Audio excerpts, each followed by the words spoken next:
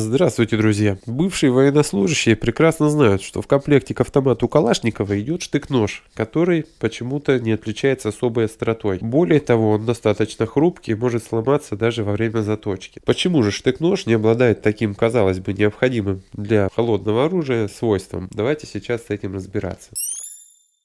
Штык-нож 6х4 стал выпускаться в комплекте с автоматом Калашникова буквально полвека назад, начиная с середины 60-х годов. Производство оружия было налажено на территории таких городов, как Тула и Ижевск. Со временем технология производства совершенствовалась, поэтому сейчас российская армия имеет на вооружении обновленную, модифицированную версию этого штык-ножа. Однако более поздняя модель этого оружия 6х4 до сих пор встречается в армейских подразделениях разных государств, потому что в свое время штык-нож был выпущен в огромных количествах. Поскольку штык-нож выпускался и продолжает выпускаться без особых изменений относительно его остроты, вариант с производственным дефектом отпадает. И действительно, повторение одной и той же ошибки в массовом производстве – недопустимая глупость. Но на самом деле это является конструктивной особенностью штык-ножа. Связана данная характеристика прежде всего с его основным назначением.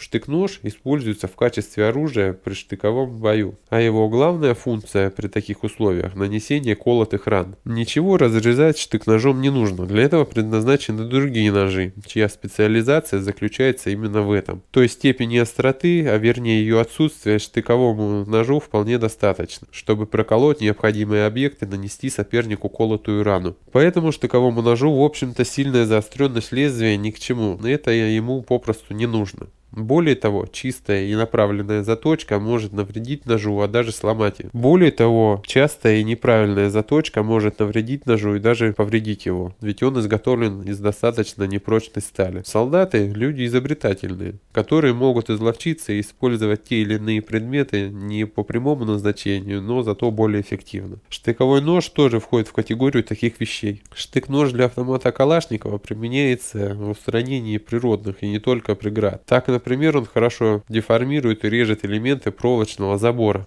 Он может даже справиться с проволокой, через которую пропущен электрический ток. Режущий солдат при этом не получит никаких ожогов и ударов током, поскольку нож покрыт пластиковым слоем. Также штык-нож хорош в перепиливании веток, деревьев и арматуры. Помимо всего прочего, его можно использовать в качестве инструмента. При должной аккуратности и минимальной изобретательности этим ножом можно забивать гвозди, использовать его в качестве молотка или маленького топорика. И если бы штык-нож был более острым, то это делало бы его непригодным для таких ситуаций. А что вы думаете по этому поводу? Напишите ваше мнение в комментарии. Я считаю, что мнение каждого полезно и важно. Также можете сразу поделиться ссылкой на это видео со своими друзьями через мессенджеры. Им наверняка будет тоже интересно это посмотреть. Надеюсь, я вам понятно все объяснил. Если это так, поставьте лайк этому видео, подпишитесь сразу на канал, нажмите на колокольчик, чтобы не пропускать уведомления о выходе новых интересных видео.